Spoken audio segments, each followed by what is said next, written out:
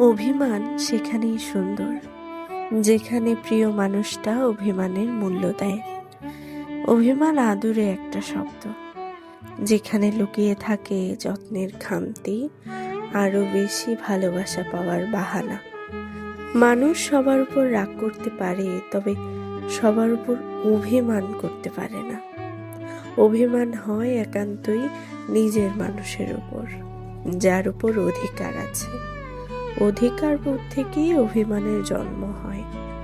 মানুষ তার সবচেয়ে কাছের মানুষ কিংবা খুব শখের মানুষটার সাথেই সবচেয়ে বেশি অভিমান করে।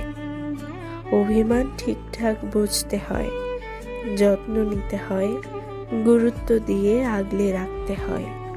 সেখানেই সম্পর্কটা সুন্দর, অভিমান সুন্দর, একে অপরের সাথে সুখী।